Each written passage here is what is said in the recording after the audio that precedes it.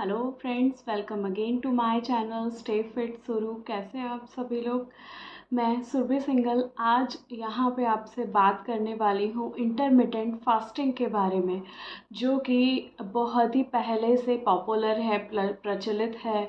लोग intermittent fasting के बारे में बहुत सारे ऐसे मिथ्स भी हैं जिसकी वजह से लोग इंटरमिटेंट फास्टिंग को नहीं करते हैं।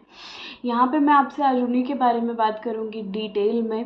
इंटरमिटेंट फास्टिंग होता क्या है, लोग इसे क्यों करते हैं, इसे कितने कितने टाइम इंटरवल में करना चाहिए, इसके क्या बेनिफिट्स होते हैं, एंड विदाउट एनी डाइटिंग और विदाउट एनी जिम आप कैसे कर सकते हैं इंटरमिटेंट फास्टिंग के थ्रू अपने वेट को लूज़। सबसे पहले तो, और उसके बाद मैं आपसे बात करूंगी कि इंटरमिटेंट फास्टिंग को आपको कब करना चाहिए, किन कंडीशंस में आपको इंटरमिटेंट फास्टिंग को नहीं करना चाहिए, कौन कौन से टाइम गैप के साथ करना चाहिए, एंड कौन से ऐसे होते हैं डूज और डोंट्स जो आप इंटरमिटेंट फास्टिंग के थ्रू आपको ध्यान में रखने होते हैं। ठीक है, तो सबसे पहले मैं बात करती हूँ इंटरमिटेंट फास्टिंग होता क्या है। ये एक इस तरीके की फास्टिंग होती है जिसमें आपको सिर्फ या तो आप लिक्विड ले सकते हैं, जैसे कि आप वाटर इसके ड्यूरिंग ले सकते हैं, अगर आप नींबू पानी भी इंटरमिटेंट फास्टिंग का जो आपका टाइम पीरियड जब चल रहा होता है उसके ड्यूरिंग आप इसे इंटेक कर सकते हैं। उसके अलावा आपको कोई भी चीज़ इस फास्टिंग के ड्यूरिंग नहीं लेनी होती है। आपको आपके स्टमक को पूरी तरीके से रिलैक्स करना होता है। आपके स्टमक को आराम देना ही इंटरमिटेंट फास्टिंग है।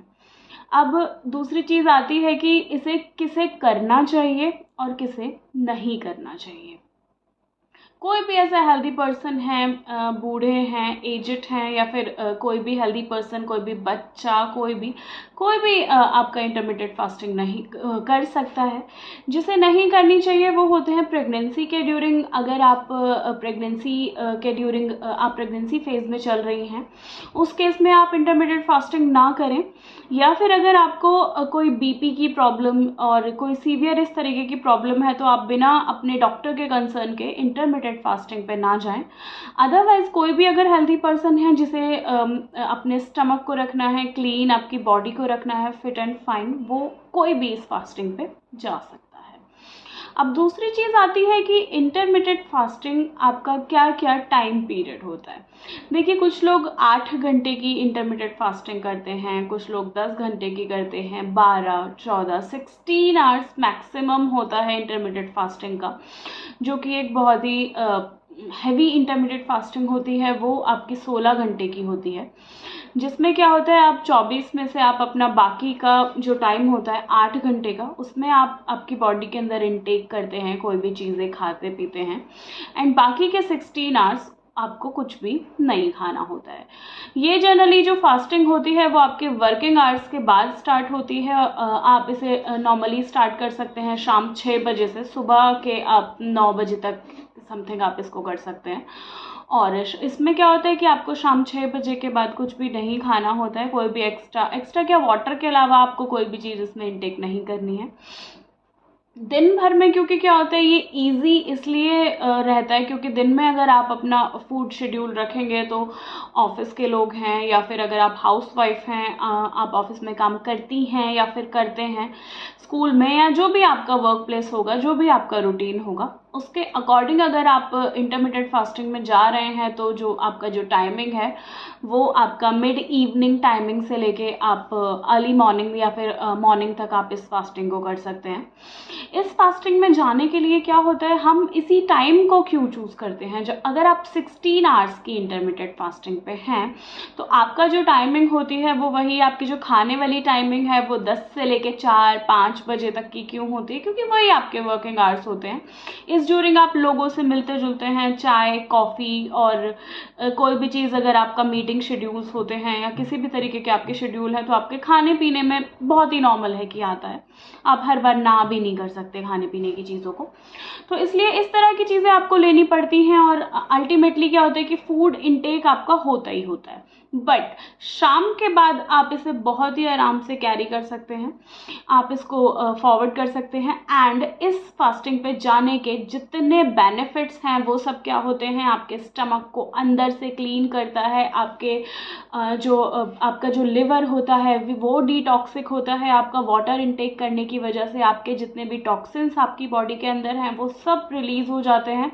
और ये जो फास्टिंग है ये आपको कई तरीके से आपके हेल्थ, आपके बीपी, आपके शुगर, आपके थायराइड और आपकी इंटरनल जितनी भी नींद वगैरह की भी अगर आपको प्रॉब्लम्स हैं तो उसमें आपको रिलीफ इससे डेफिनेटली मिलता है। तो इस फास्टिंग पे अगर आप जाना चाह रहे हैं तो कुछ ऐसी चीज़ें, सबसे पहले हम इसके टाइम को कर लेते हैं डिस्कस। पहला इसका टाइम होता है जो सबसे टफ और सबसे हाई टाइमिंग इसकी होती है, वो होती है 16 आवर्स की टाइमिंग। अगर आप 16 आवर्स की इंटरमिटेड फास्टिंग पे जाने के बारे में सोच रहे हैं या सोच रही हैं तो उन दोनों ही केसेस में आपको क्या करना होगा, सबसे पहले तो आपको ये देख लेना होगा कि आपको कोई ऐसी प्रॉब्लम आपकी बॉडी के अंदर नहीं है जिससे कि इस तरह की फास्टिंग पे जाने की वजह से आपका बीपी लो हो रहा है। आपका बीपी अगर मेंटेन है, आपको और किसी तरीके की प्रॉब्लम, घबराहट, चक्कर, नोज़िया और आपको वॉमिटिंग और आपको इस तरीके की प्रॉब्लम्स अगर आप नहीं हो रही हैं तो डेफिनेटली ये फास्टिंग आप ही के लिए बनी है। हफ्ते में एक बार, आयुर्वेदा भी कहता है कि हफ्ते में एक बार आपको इंटरमिटेड फास्टिंग पे जाना चाहिए, डेफिनेटली जाना चाहिए। और अगर आप इसको रूटीन में ले आते हैं देन उसके बाद इसके जो रिजल्ट्स होते हैं वो बहुत ही कमाल के होते हैं। तो इस फास्टिंग पे जाने के लिए आपकी फर्स्ट जो आपकी टाइमिंग रही, जो सबसे ज़्यादा टाइम पीरियड, जो सबसे लॉन्ग टाइम पीरियड इसका होता है वो होता है 16 आवर्स, वो आप ले लेते हैं। देन उसके बाद आप 12 आवर्स की इंटरमिटेड फास्टिंग करते हैं। 12 आवर्स की इंटरमिटेड फास्टिंग के अंडर आपका आता है, आप शाम को जनरली 7 बजे आप अपना डिनर ले लेते हैं, बहुत ही लाइट आपका डिनर होता है। डिनर के बारे में भी मैं डिस्कस करूंगी अभी आपसे कि आपको इंटरमिटेड फास्टिंग के बारे में क्या क्या खाना चाहिए और क्या आपको नहीं खाना चाहिए। तो इसमें क्या है, अगर आप 12 आवर्स की इंटरमीडिएट फास्टिंग पे जा रहे हैं तो आप हार्डली अपना 7 बजे तक आपको अपना डिनर बिल्कुल ले लेना है। एंड उसके बाद आपको कोई भी चीज़ नहीं खानी है, किसी भी तरीके का कोई छोटा मोटा मील, कोई मीठा, खैर वो सब तो होता ही नहीं है फास्टिंग के अंदर। दूध, चाय, कॉफ़ी, कुछ भी आपको इसके अंदर नहीं लेना है 7 बजे के बाद। एंड मॉर्निंग से आप अपने नॉर्मल रूटीन की तरह जिस टाइम पे आपका जो ब्रेकफास्ट का टाइमिंग है वो आप अपना कर सकते हैं। उसके बाद नेक्स्ट आपकी आती है 10 आवर्स की इंटरमीडिएट फास्टिंग। 10 आवर्स की फास्टिंग के अंडर आप मैक्सिमम 7:30 या 8 बजे तक आप अपना डिनर ले लेते हैं। डिनर आपका जो होता है वो बहुत ही लाइट और लो कैलोरी फूड होता है। इस डिनर को लेने के बाद आप 10 आवर्स की इंटरमीडिएट फास्टिंग पे जाते हैं, जिसमें कि आपको बीच बीच में रात रात को उठ के खाने की अगर प्रॉब्लम है, जैसे कि मुझे बहुत है, तो इस तरीके की जो आपकी समस्याएं होती हैं वो सब आपके स्टमक को बहुत ही ज़्यादा ख़राब करती हैं और आपके पेट में होता है दर्द, वो सब प्रॉब्लम्स आपकी दूर हो जाएंगी। आपका वेट अपने आप डिक्रीज होना शुरू हो जाएगा एंड आपका स्टमक आपको बोलेगा थैंक यू। तो इस फास्टिंग पे जाने के लिए आपको क्या करना है, मैक्सिमम 7:30 या 8 बजे तक आपको अपना डिनर ले लेना है। उसके बाद आपको कोई भी चीज़ अपने फूड के अंदर नहीं लेनी है, आपको अपने स्टमक के अंदर कुछ भी इंटेक नहीं करना है, आपको उसको पूरी तरीके से रिलैक्स देना है, ठीक है। उसके बाद लास्ट आपकी आती है 8 आवर्स की इंटरमीडिएट फास्टिंग, जिसके अंदर आप क्या करते हैं, रात को 10 बजे से सुबह 6 बजे तक आप इसको कर सकते हैं। उसके वो तो सबसे ज़्यादा खैर मोस्टली लोग उसको करते ही करते हैं। आपको लेट नाइट डिनर से इसमें बचना है, हैवी डिनर से इसमें बचना है। आपके जो फूड हैबिट्स हैं उनको थोड़ा सा बहुत माइनर से आपको उसके अंदर चेंजेस करने हैं एंड देन बहुत ही ईजीली आप उस फास्टिंग पे चले जाएंगे। इस तरीके की फास्टिंग में भी आपको अपना डिनर हैवी तो करना ही नहीं है, आपको अपने डिनर को रखना है लाइट। इस लाइट डिनर में आप क्या कर सकते हैं, आप कोई खिचड़ी खा सकते हैं, आप दलिया ले सकते हैं, आप कोई भी लो कैलोरी फूड जैसे कि आप सैलेड वगैरह खा के रह सकते हैं, आप चपाती वगैरह इसके अंदर बिल्कुल भी ना खाएं। एंड आप क्या कर सकते हैं, इसके अंदर आप सिंपली डिनर स्किप करके आप एक गिलास दूध ले सकते हैं। दूध एक सफिशेंट मील होता है आपके स्टमक के लिए, वो एक पूर्ण आहार है जिसके अंदर न्यूट्रिएंट्स होते हैं, कैल्शियम होता है, विटामिन की बहुत सारा भरपूर मात्रा में आपका विटामिन होता है। विटामिन सी को छोड़ के आपको जनरली सारे विटामिन इसके अंदर मिल जाएंगे। कैल्शियम का बहुत अच्छा सोर्स ये होता है एंड साथ साथ मल्टी न्यूट्रिएंट्स इसके अंदर होते हैं। तो इसलिए दूध आप साथ में ले सकते हैं। दूध का भी आपको क्या करना है, इसके अंदर आपको ठंडा दूध नहीं लेना होता है, कोई भी पाउडर शेक आपको इसके अंदर नहीं ऐड करना होता है। आपको सिंपली गर्म दूध लेना है, सिप सिप करके आपको उसे पीना है एंड बैठ के आपको उस दूध को पीना है।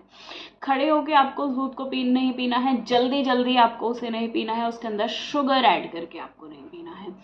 यस, बहुत सारे लोग शुगर ऐड करके दूध को लेना प्रेफर करते हैं। इवन मैं कहूँगी घरों के अंदर तो 90% लोग शुगर उसके अंदर ऐड करते हैं, बट ये एकदम बिल्कुल गलत तरीका होता है। बिकॉज शुगर जब आप दूध के साथ में ऐड कर देते हैं तो शुगर के साथ सुक्रोज, उसके साथ साथ उसके जो हार्मफुल केमिकल्स हैं वो सब आपके दूध के अंदर ऐड हो जाते हैं, जो कि आपकी बैलेंस डाइट को इनबैलेंस करते हैं और आपके स्टमक को करते हैं ख़राब।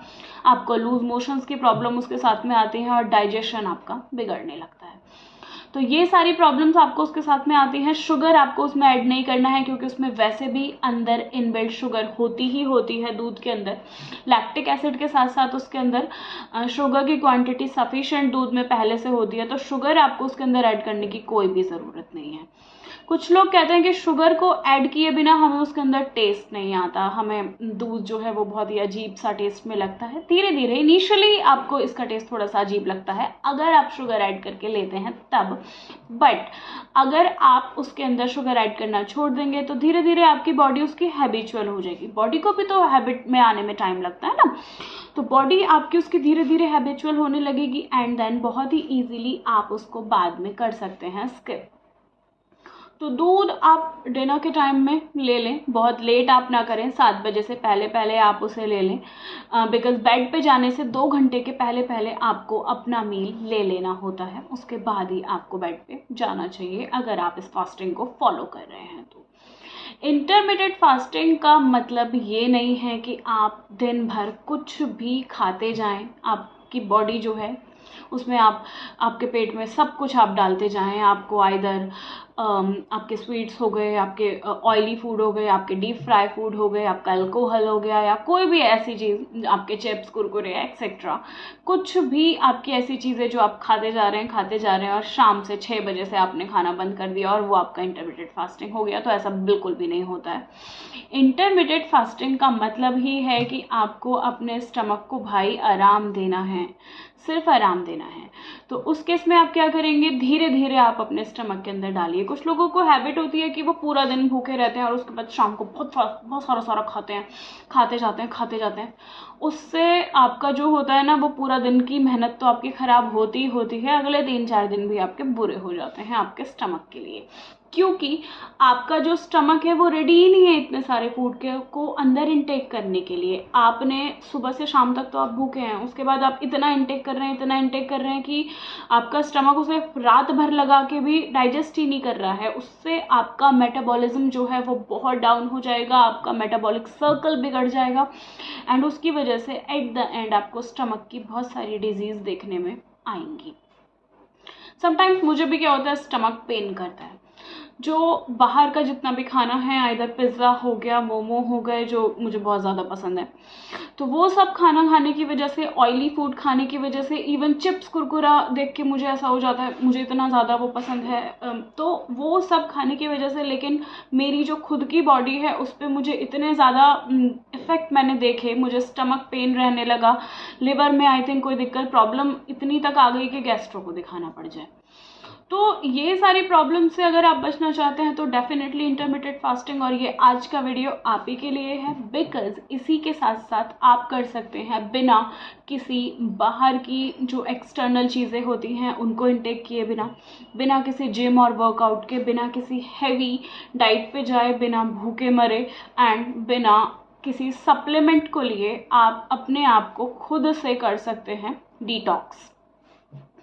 आपको, अगर आप इस फास्टिंग पे हैं तो अभी मैंने टर्म यूज़ की डिटॉक्स अगर आपको अपनी बॉडी को करना है तो वाटर यस, वाटर से अच्छी चीज़ आपकी बॉडी को डिटॉक्स करने के लिए होती ही नहीं है।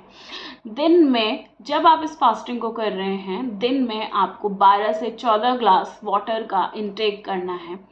अगर आप 7 to 8 लीटर्स वाटर तो ले ही ले सकते हैं। थोड़ा थोड़ा करके आप पानी पीजिए। ऐसा नहीं है कि आपको 14 ग्लास कंप्लीट करना है तो आपने 3 ग्लास एक साथ पी लिया, उसके बाद आप 4 घंटे तक ऐसे ही बैठे हैं, फिर उसके बाद आपने 3 ग्लास पानी पी लिया। वो एकदम गलत तरीका होता है।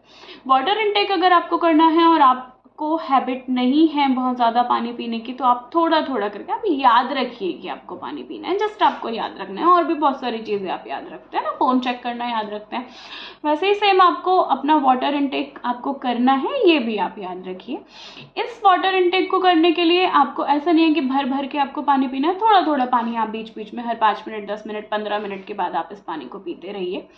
पानी आपका अगर वो स्किम मिल्क होगा, अगर आपका गुनगुना पानी होगा तो वो और भी बहुत अच्छा रहेगा, क्योंकि आपका जो स्टमक होता है उसमें से बहुत ही आराम से जितने आपका जो आपके डिटॉक्सिन्स होते हैं उन्हें बाहर निकालता है, और आपके डीऑक्सीजनेटेड ब्लड को प्योरीफाई करने में ये बहुत ज़्यादा हेल्प करता है। जितना भी आपके स्टमक में जमा जो गंदगी होती है उसको ये बाहर निकालता है, एंड आपकी बॉडी में एंटीऑक्सीडेंट्स की प्रेजेंट को इंक्रीज करता है। तो आपकी जो बॉडी है उसके अंदर ये सब चीज़ें ठीक तरह से चले, आपकी बॉडी फंक्शनिंग ठीक तरह से चले, आपका लिवर प्रॉपर काम करे, उसके लिए आपको अपनी बॉडी को डिटॉक्स करना, इट मीन्स वाटर को इनटेक करना हो जाता है मस्ट। वाटर इनटेक करने के बहुत सारे तरीके हैं। आप जब सुबह सो के उठते हैं तो आप अजवाइन वाटर ले सकते हैं। यहाँ पे मैंने आपसे लास्ट टू लास्ट वीडियो में अजवाइन वाटर के बारे में बात की थी। अगर आपने वो वीडियो नहीं देखी है तो मैं डिस्क्रिप्शन बॉक्स में उसका लिंक ऐड कर दूँगी, आप उस वीडियो को जाके देखिए। आपको कौन कौन से वाटर ऐसे हैं जिनको लेने के बाद आपकी बॉडी डिटॉक्स हो जाती है, एंड उस वीडियो को देखने के बाद आपको बहुत ही अच्छी तरह क्लियर हो जाएगा कि कौन सा ऐसा डिटॉक्सिंग वाटर है जो आपकी बॉडी को करेगा सूट, एंड आपकी स्किन को करेगा ग्लोइंग, प्लस आपके हेयर्स के ऊपर वो इफेक्ट दिखाएगा, प्लस आपका वेट वो लूज करेगा। तो बहुत सारे ऐसे वाटर होते हैं। फिलहाल क्योंकि मेरा फेवरेट अजवाइन वाटर है तो मैं उसी के बारे में यहाँ पे अभी बात कर रही हूँ। अजवाइन वाटर में क्या करना है, आपको 10 और 12 सीड्स ले लेने हैं। कैरम सीड हम उसे बोलते हैं। कैरम सीड आपको 10-15 उसके अंदर डाल लेने हैं। बहुत ज़्यादा भर के चम्मच उसे आपको नहीं डालना है, बिकॉज अजवाइन की तासीर थोड़ी सी गर्म होती है, तो वो क्या करता है आपकी बॉडी में हीट जनरेट करता है। उसके बाद आप मुझे से आके कहेंगे कि मैडम पिंपल्स निकल रहे हैं, ये क्या बता दिया आपने, आप एक्सपर्ट हैं भी कि नहीं हैं। वो सारी चीज़ें नहीं होती हैं। तो इसमें क्या करना है, आपको 10 से 15 सीड्स, ध्यान से सुनिएगा, अपने पानी के अंदर डालना है। 1 गिलास पानी में डालना है, पेन के अंदर आपको उसे ऐड करना है, एंड आपको उसे एक बॉयल लगा देना है। आपका पानी जो है वो इस तरीके का येलोइश कलर का आपका वाटर वो हो जाएगा, येलो ऑरेंज, एंड देन आपको उसको धीरे धीरे बैठ के सिप करके पी लेना है। बैठ के आपको उसे पीना है, चाय की तरह पीना है। और उस पानी को पीने के बाद आप थोड़ा सा वॉक कर लीजिए। अगर आप वॉक कर लेते हैं तो, नहीं करते हैं बिल्कुल भी तो कोई प्रॉब्लम नहीं है उसमें भी। तो आप जब इस पानी को लेंगे तो ये आपकी बॉडी को क्लीन करेगा, प्यूरिफाई करेगा। तो डिटॉक्स करने के लिए आप इस तरह से अपने मॉर्निंग की शुरुआत कर सकते हैं। इसको आप अपने मॉर्निंग ड्रिंक में ले सकते हैं। देन आप उसके 1-1.5 घंटे के बाद आपके ब्रेकफास्ट की तरफ जा सकते हैं।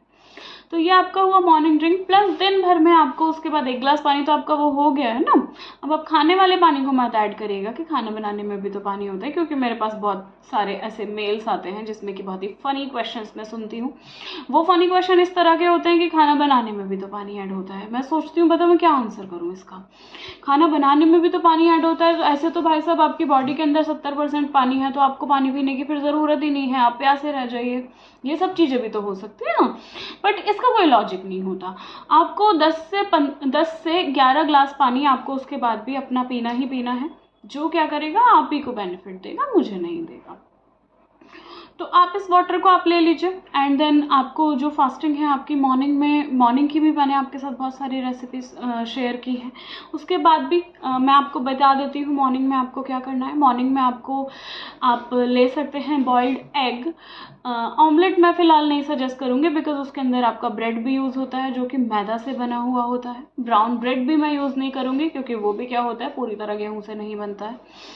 साथ में मैं आपको ऑमलेट इसलिए भी नहीं सजेस्ट करूँगी क्योंकि आप रिफाइंड या फिर इस तरीके के ऑयल उसके अंदर यूज़ करते हैं जो अल्टीमेटली आपके ब्रेकफास्ट को ख़राब कर देते हैं। इससे बेटर तो ये है कि आप मल्टीग्रेन एक रोटी ले लीजिए घी लगा के, वो ज़्यादा बेटर है।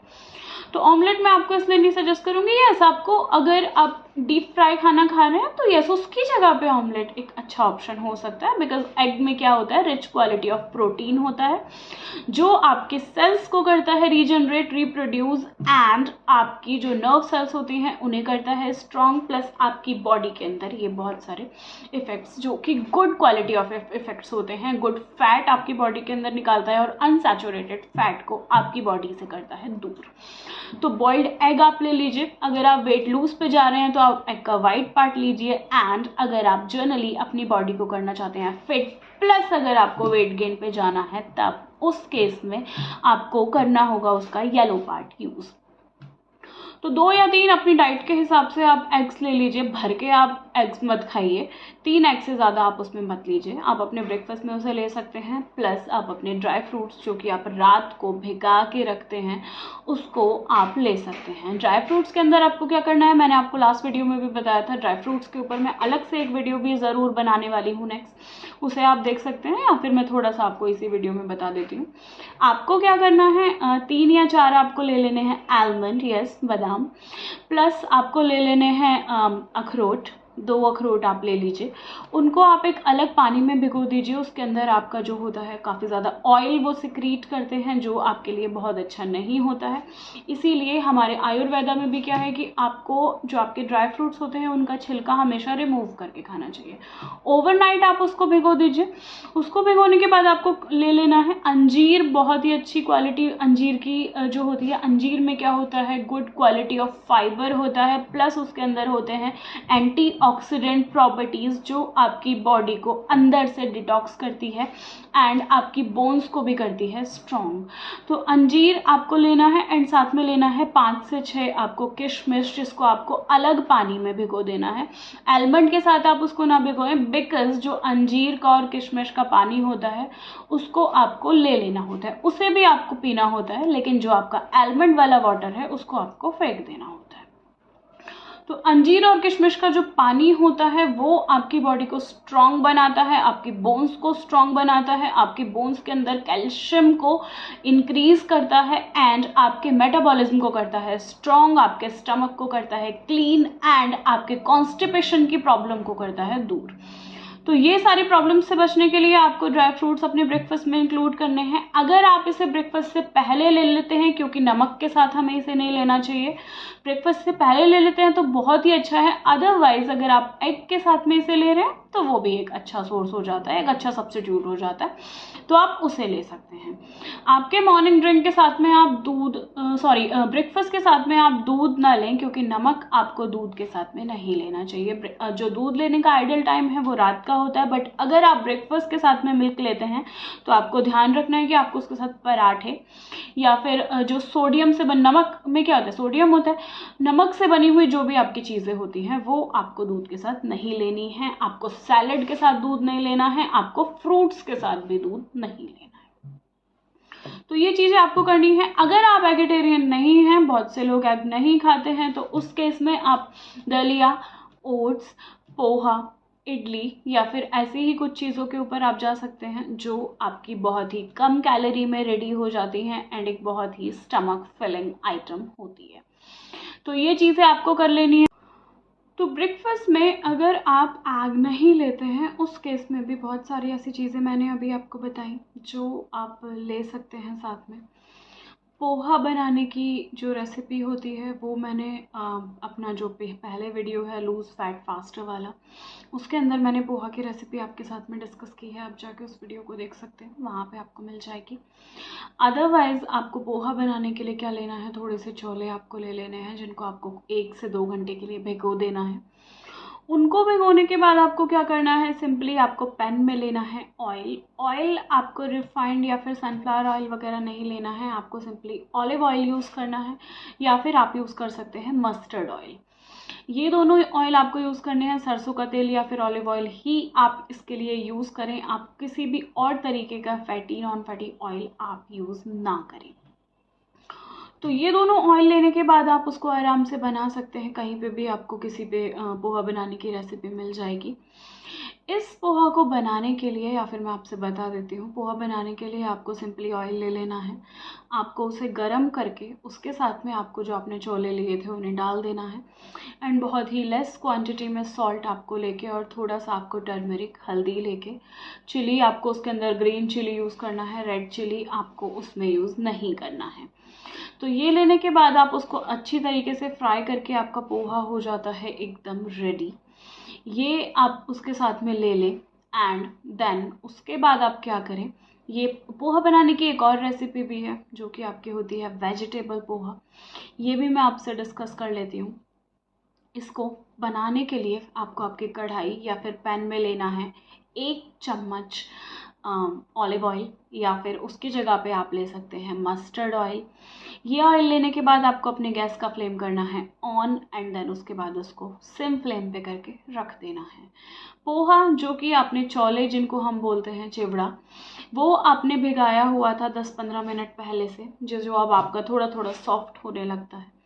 इस पोहा को आपको अपने साइड में रख लेना है। इसका पानी आपको रिमूव कर देना है। सिंपल भीगे हुए छोले आपके पास बच जाएंगे।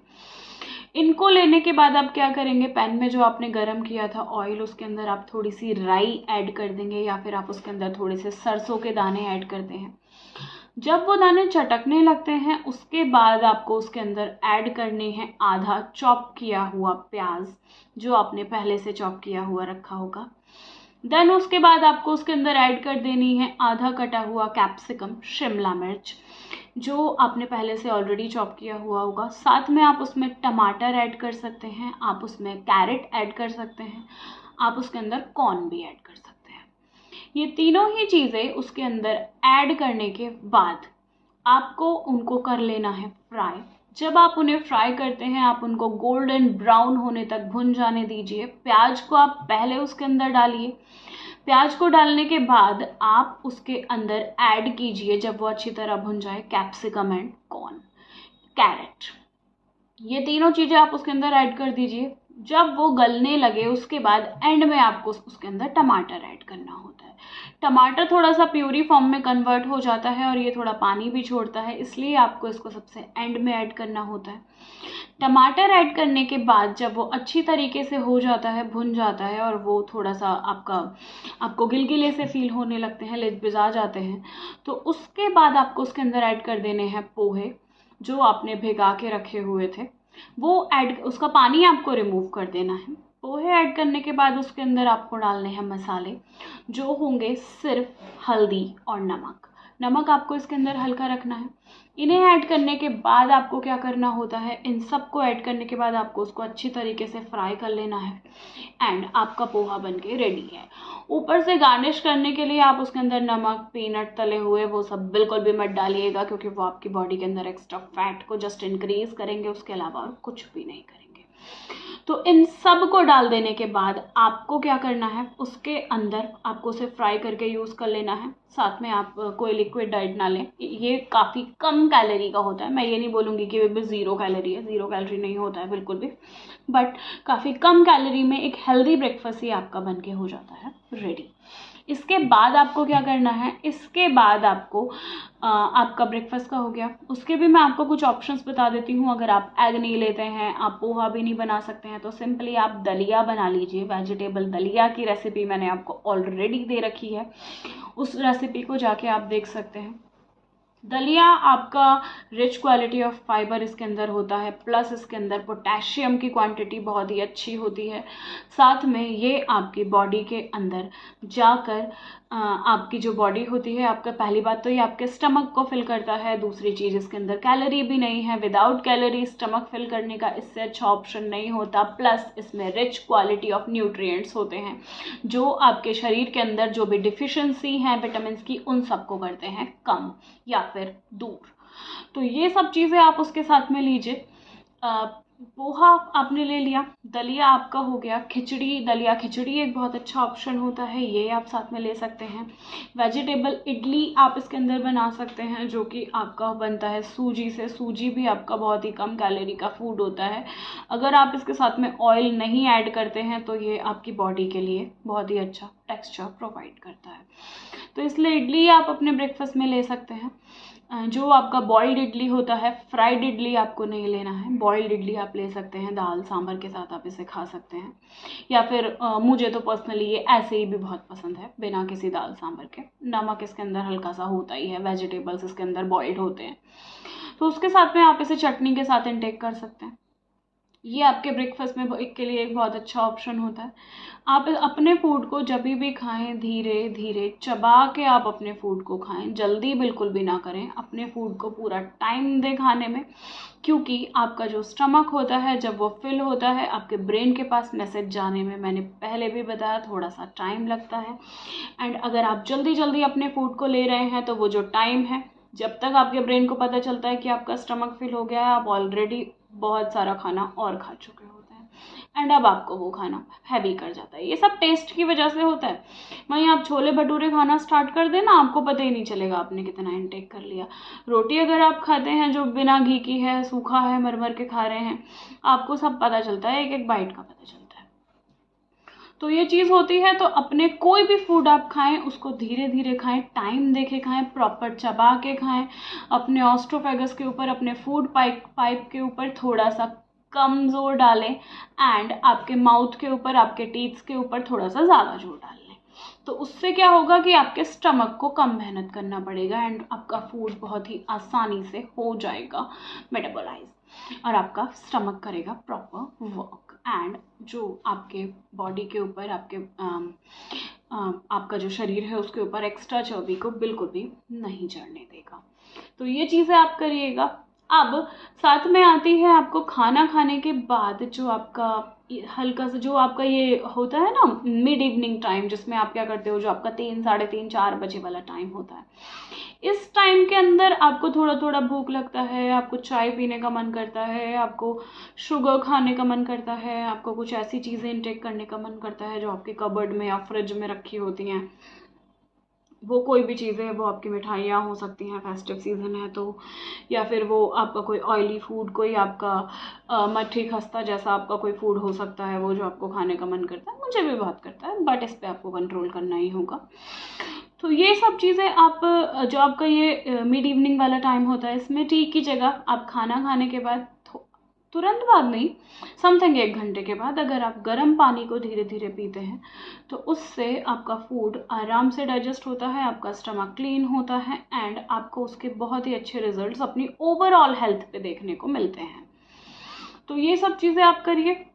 प्लस अब हम आपके आते हैं इवनिंग टाइम के ऊपर, क्योंकि आप ऑलरेडी इंटरमिटेंट फास्टिंग पे हैं, तो जो आपका इवनिंग टाइम है वो बहुत ही इम्पॉर्टेंट स्टेप हो सकता है आपकी फास्टिंग को आगे ले जाने में, या फिर आपकी फास्टिंग को गुड़ गोबर करने में।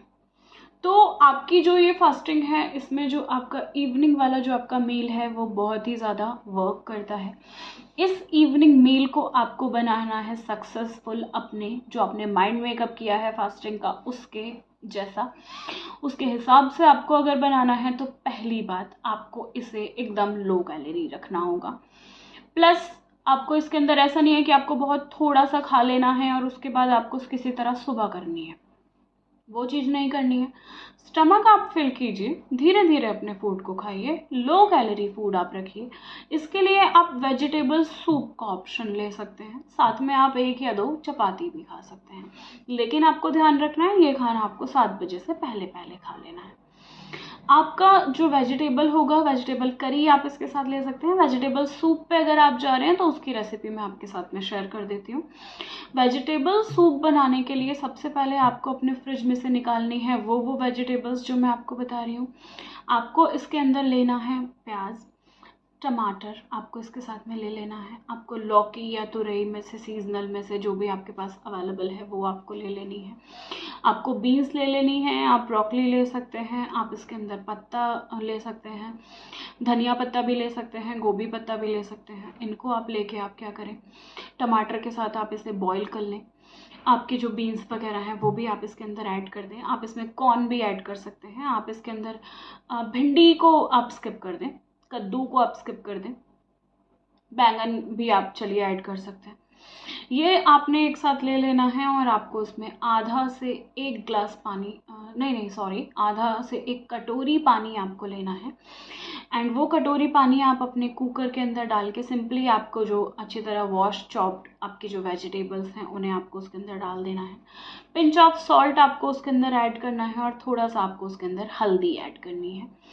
ये डालने के बाद आपको आपका जो कुकर है उसको 2-3 सीटी दे देनी है। बॉईल आपको अपने फूड को कर लेना है। वो जो वेजिटेबल्स हैं जब वो आपकी बॉईल हो जाएंगी तो उन बॉइल्ड वेजिटेबल्स को आपको फ्लेम ऑफ करके, जब वो अच्छी तरह से कुक हो जाती है, आपको एक बोल में उसको निकाल लेना है। अब हम करते हैं उसे थोड़ा सा टेस्टी, क्योंकि उबला सुबला खाना आप कब तक खाएंगे। आपकी जो फास्टिंग है, आपकी जो वेट लूज जर्नी है, वो आपको बोझ लगने लगेगी अगर आप इसी तरह से उबले सुबले पे रहे तो हम उसे करते हैं थोड़ा सा टेस्टी। आपके जो बोल में पड़ा हुआ जो आपका वेजिटेबल है उसको आपको अच्छी तरह से मैश करके उसका स्लरी बना लेना है। स्लरी बनाने के बाद जब वो एक जेली फॉर्म में, एक सेमी लिक्विड कम सॉलिड फॉर्म में जब वो आ जाती है, तो उसको आने के बाद आपको क्या करना है, उसके अंदर आपको आधा कटा हुआ लेना है लेमन, जिसे आपको उसके ऊपर से निचोड़ देना है। उसके बाद आपको उसके अंदर ब्लैक पेपर, काली मिर्च आपको उसके ऊपर स्प्रिंकल कर देनी है। एंड ये दोनों चीज़ें ऐड करते ही जो आपको मिर्च की कमी थी, जो आपको टेस्ट की कमी थी, वो आपकी हो जाएगी कंप्लीट जैसे ही उसके अंदर लेमन जाएगा। तो ये फूड को आप लीजिए, रात को आराम से आप उससे खाइए, चबा के खाइए।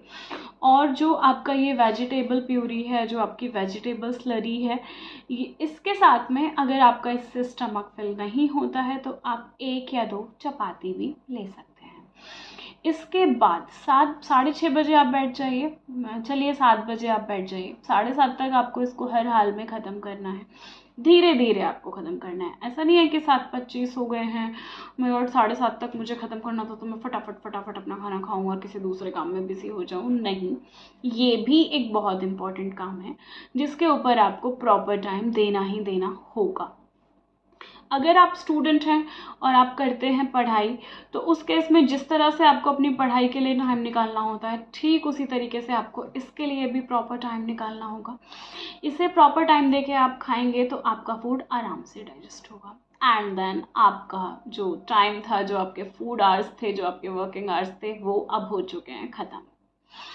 तो इसलिए अब आपको अपने फूड को रेस्ट, अपने स्टमक को रेस्ट देना है, यस, फूड को भी रेस्ट देना है। दोनों ही चीज़ों को आपको रेस्ट देना है, अपने माइंड को भी आपको रेस्ट देना है। तो ये सारी चीज़ें करने के बाद अब आपके, क्योंकि फास्टिंग आवर्स स्टार्ट हो जाते हैं, तो ये चीज़ें आप करिए। कैलोरी आपको यही रखनी है जो आपको बताई गई हैं। इससे एक्स्ट्रा का जो कैलोरीज़ हैं उस पर आप मत जाइए।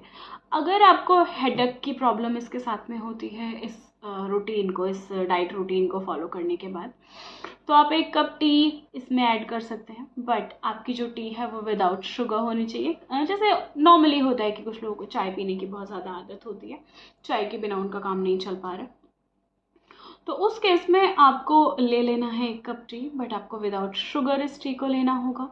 एंड इस टी को लेने के बाद आप जो है वो आपका जो हेडेक का, जो आपको नौजिया का, जो आपको राउजिंग का, जो भी प्रॉब्लम्स आपको हो रही थी, वो सारी प्रॉब्लम्स आपकी काफ़ी टाइम के लिए रिलीज़ हो जाएंगी।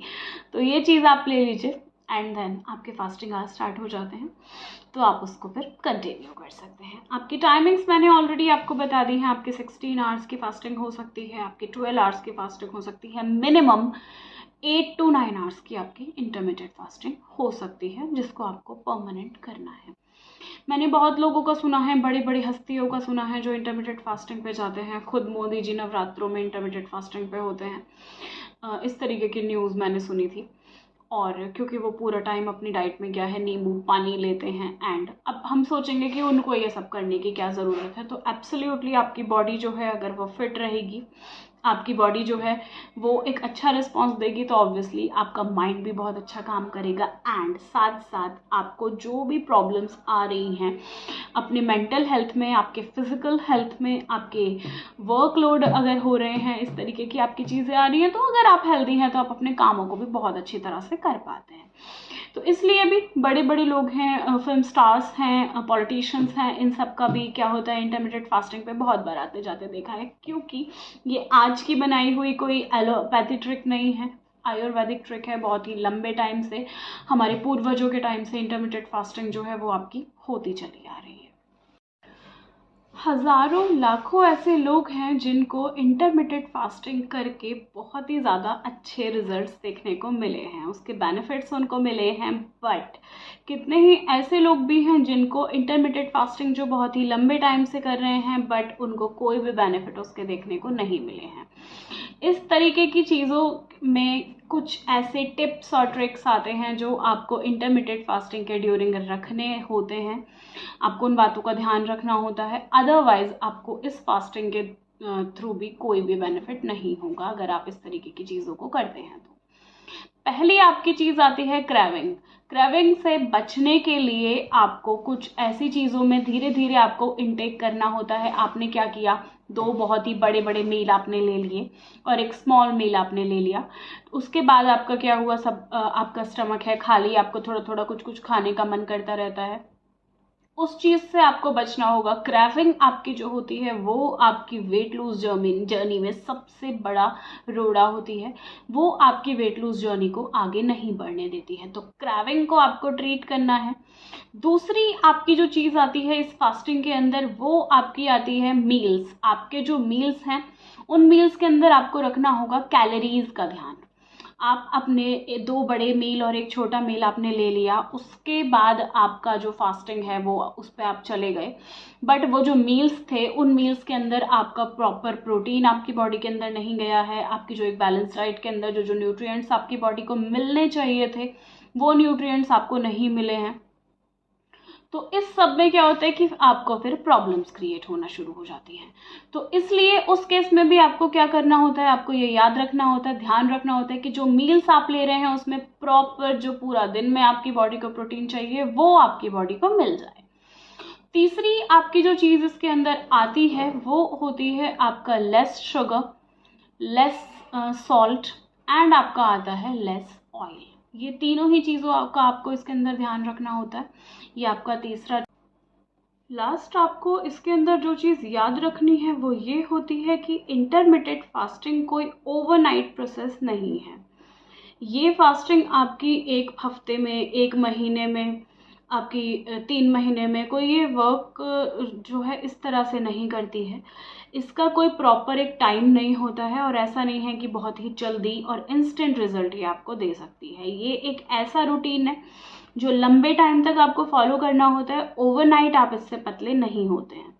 इंटरमिटेंट फास्टिंग कभी भी ये क्लेम नहीं करती है कि आपको बहुत ही जल्दी, बहुत ही अच्छे और 100% रिजल्ट्स आपको मिलेंगे। ये आपके स्टमक के लिए डेफिनेटली बेनिफिट देती है, ये आपको बेनिफिशियल है ये, एंड आपके वेट को भी करती है लूज अगर आप प्रॉपर टिप्स एंड ट्रिक्स के साथ इसको करते हैं, बट ओवरनाइट वर्क नहीं करती है।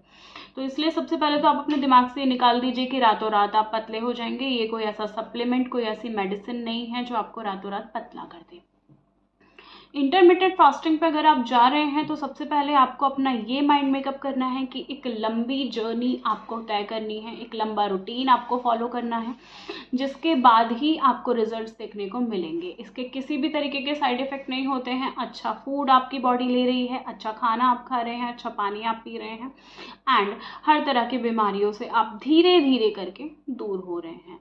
लेकिन बहुत ही जल्दी, थोड़े से सब्र के साथ ही हम इसको कर सकते हैं। क्रेविंग का आपको इसके अंदर कंट्रोल करना है, जिसके लिए मैं आपको कुछ चीज़ें बता देती हूँ। जैसे कि आपका लो कैलोरी में चना आपका आता है। चना आप क्या कर सकते हैं, भून के आप चनों को रख सकते हैं, 2-4 चने आप खा लें जब आपको बहुत ही ज़्यादा क्रेविंग हो, बहुत ज़्यादा खाने की आपकी इच्छा हो।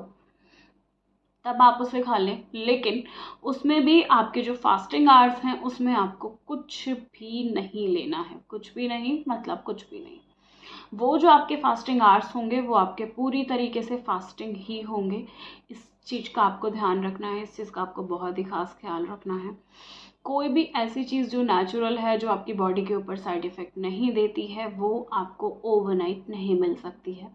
उसके लिए आपको लॉट ऑफ पेशेंस की ज़रूरत है, ऐसा पेशेंस जो आपको इस इंटरमीडिएट फास्टिंग के ड्यूरिंग रखना होता है। लेकिन हाँ, रिजल्ट्स आपको डेफिनेटली मिलते हैं।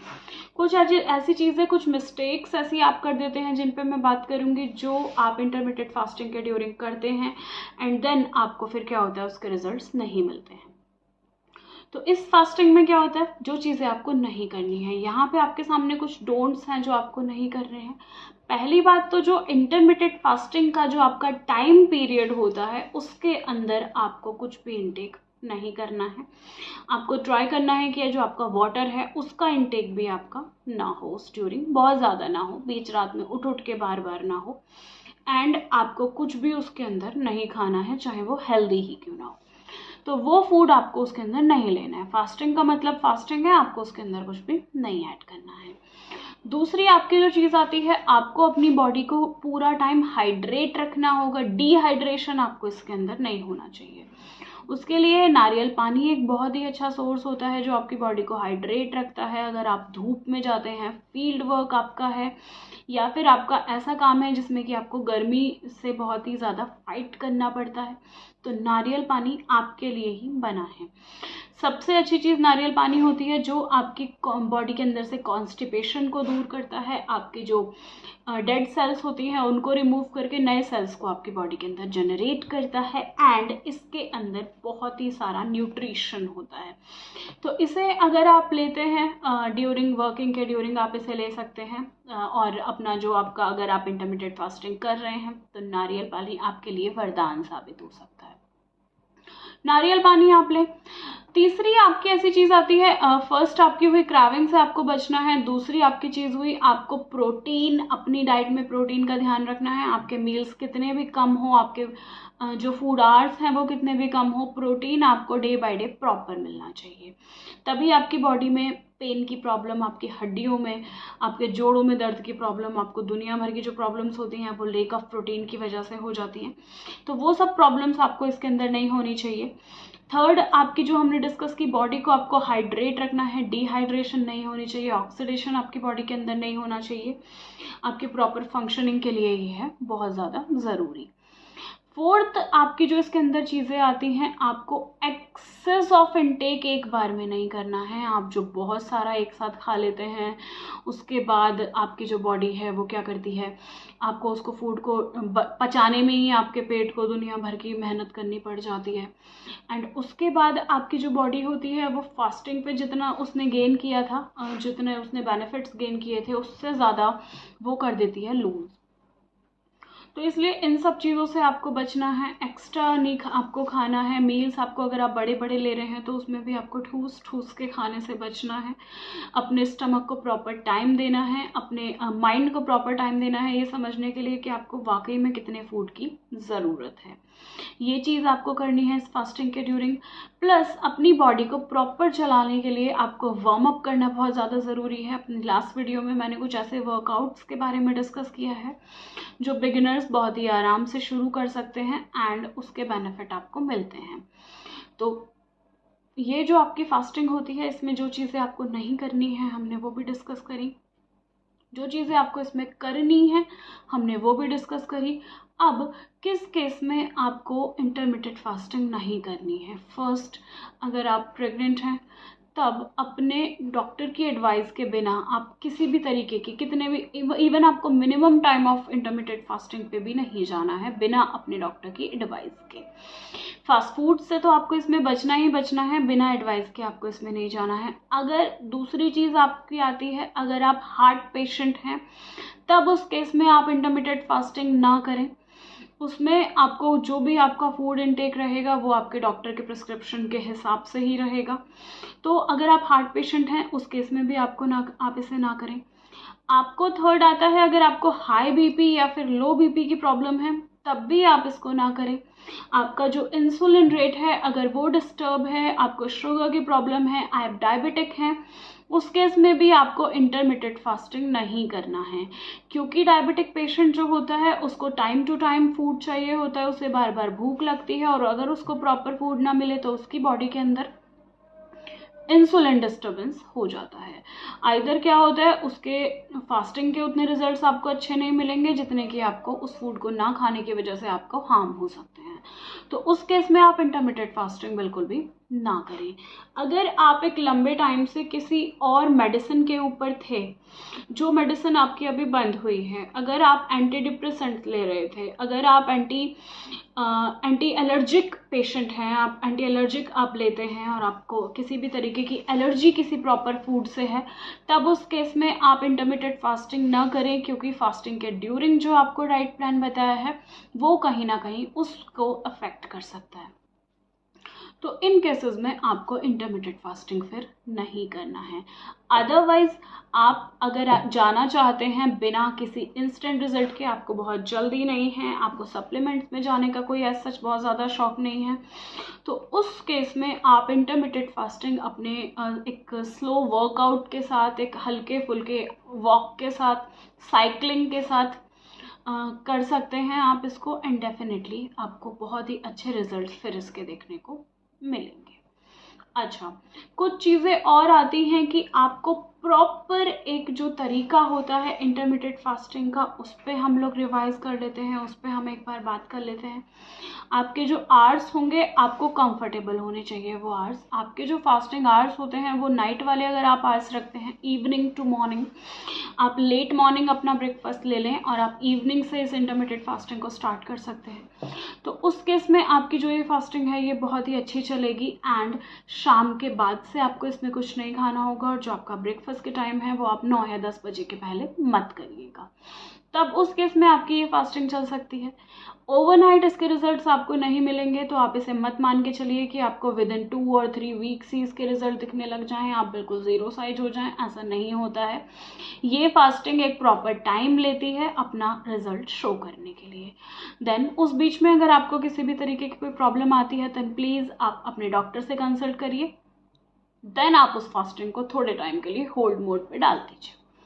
तीसरी आपकी जो चीज़ इसके अंदर आती है, प्रॉपर प्रोटीन का आपकी बॉडी में इंटेक होना चाहिए। अगर आप वेजिटेरियन नहीं हैं तो बहुत सारे सीरियल्स, पल्सेस और एक्स्ट्रा प्रोटीन पे आप जा सकते हैं, जिसमें आपका जो रिच सोर्स ऑफ प्रोटीन्स आपके होते हैं वो चीज़ें आपको लेनी है इंस्टीड ऑफ एग। उसके अलावा दूध जो आपकी टाइमिंग होती है, मिल्क आपको इंटरमिटेंट फास्टिंग के ड्यूरिंग लेना चाहिए या फिर नहीं, इस पे बहुत सारे क्वेश्चंस राइज होते हैं। मिल्क जो होता है आपका वो एक प्रॉपर न्यूट्रिएंट फूड होता है, आपको एक प्रॉपर न्यूट्रिशन देता है, तो ऐसे में मैं सजेस्ट करूँगी कि वो एक प्रॉपर मील का काम करता है, जिसमें आप किसी भी टाइम अगर दूध ले रहे हैं आप उसके 2 घंटे पहले या फिर 2 घंटे बाद आप कुछ ना खाएं, प्लस आप उसे एक प्रॉपर मील की तरह लें। आप उसको एक्स्ट्रा में ना डालें, क्योंकि वो एक्स्ट्रा में नहीं है, वो आपको हैवी कर देता है अगर आप उसको किसी मील के साथ लेते हैं।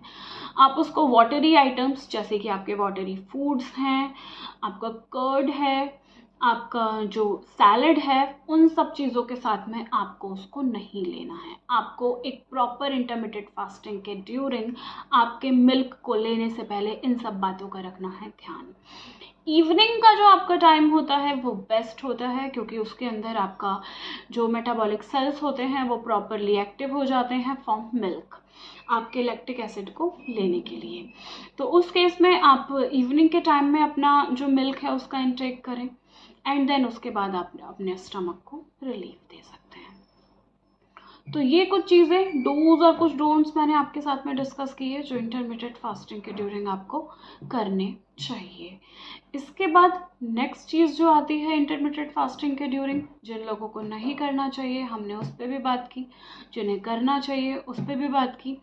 लेस वर्कआउट आप इसके साथ आराम से कर सकते हैं। आपको 2 घंटे, 3 घंटे, 4 घंटे का कोई हैवी वर्कआउट, बार बार वर्कआउट करने की इसके लिए कोई ज़रूरत नहीं है।